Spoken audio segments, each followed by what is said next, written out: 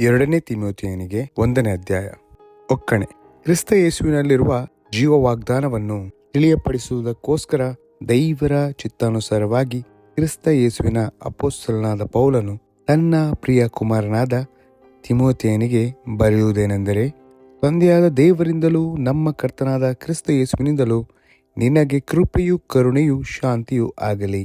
ತಿಮೋಥೆಯನು ಸುವಾರ್ಥ ಸೇವೆಯಲ್ಲಿ ನಂಬಿಗಸ್ತನಾಗಿರಬೇಕೆಂದು ಬೋಧನೆ. ನಾನು ಹಗಲಿರುಳು ನನ್ನ ಪ್ರಾರ್ಥನೆಗಳಲ್ಲಿ ನಿನ್ನನ್ನು ತಪ್ಪದೆ ಜ್ಞಾಪಿಸಿಕೊಳ್ಳುತ್ತೇನೆ.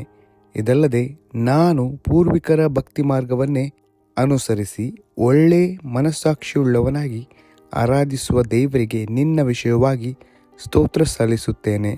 ನಾನು ನಿನ್ನ ಕಣ್ಣೀರುಗಳನ್ನು ನೆನಪಿಗೆ ತಂದು ನಿನ್ನನ್ನು ನೋಡಿ ಸಂತೋಷಭರಿತನಾಗಬೇಕೆಂದು ಅಪೇಕ್ಷಿಸುತ್ತೇನೆ.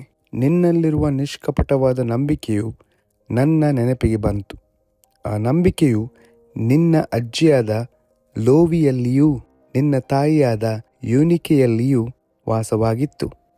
ಹಾಗೆಯೇ ನಿನ್ನಲ್ಲಿಯೂ ವಾಸವಾಗಿದೆ ಎಂದು ದೃಢವಾಗಿ ನಂಬಿದ್ದೇನೆ.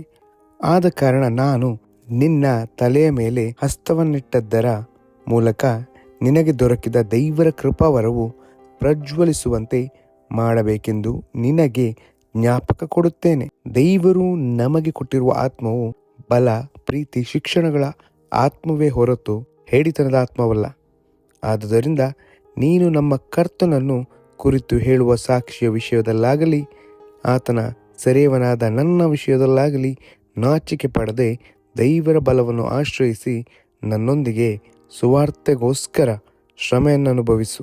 ಆತನು ನಮ್ಮಲ್ಲಿ ಸುಕೃತ್ಯಗಳನ್ನು ನೋಡಿದ್ದರಿಂದಲ್ಲ, ತನ್ನ ಸಂಕಲ್ಪವನ್ನು ಅನುಸರಿಸಿ ಕೃಪೆಯಿಂದಲೇ ನಮ್ಮನ್ನು ರಕ್ಷಿಸಿ ಪರಿಶುದ್ಧರಾಗುವುದಕ್ಕೆ ಕರೆದನು.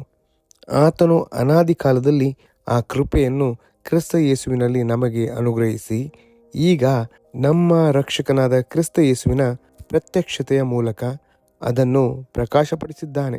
ಈತನು ಮರಣವನ್ನು ನಿವೃತ್ತ ಮಾಡಿ ಸುವಾರ್ತೆಯ ಮೂಲಕ ಜೀವವನ್ನು, ನಿರ್ಲಯತ್ವವನ್ನು ಪ್ರಕಾಶಗೊಳಿಸಿದನು. ಆ ಸುವಾರ್ತಾಭಿವೃದ್ಧಿಗೋಸ್ಕರ ನಾನು ಸಾರುವವನಾಗಿಯೂ ಅಪೊಸ್ತಲನಾಗಿಯೂ ಉಪದೇಶಕನಾಗಿಯೂ ನೇಮಿಸಲ್ಪಟ್ಟೆನು. ಇದರ ನಿಮಿತ್ತದಿಂದಲೇ ಈ ಶ್ರಮೆಗಳನ್ನು ಅನುಭವಿಸುತ್ತಾ ಇದ್ದೇನೆ. ಆದರೂ ನಾನು ನಾಚಿಕೆ ಪಡುವುದಿಲ್ಲ. ನಾನು ನಂಬಿರುವ ಆತನನ್ನು ಬಲ್ಲೆನು. ಆತನು ನನ್ನ ವಶದಲ್ಲಿಟ್ಟಿರುವುದನ್ನು ಆತನು ಆ ದಿನಕ್ಕಾಗಿ ಕಾಪಾಡುವುದಕ್ಕೆ ಶಕ್ತನಾಗಿದ್ದಾನೆಂದು ದೃಢವಾಗಿ ನಂಬಿದ್ದೇನೆ. ನೀನು ಕ್ರಿಸ್ತ ಯೇಸುವಿನಲ್ಲಿ ನಂಬಿಕೆಯೂ ಪ್ರೀತಿಯೂ ಉಳ್ಳವನಾಗಿ ನನ್ನಿಂದ ಕೇಳಿದ ಸ್ವಸ್ಥ ಬೋಧನಾ ವಾಕ್ಯಗಳನ್ನು ಮಾದರಿ ಮಾಡಿಕೊಂಡು ಅನುಸರಿಸು.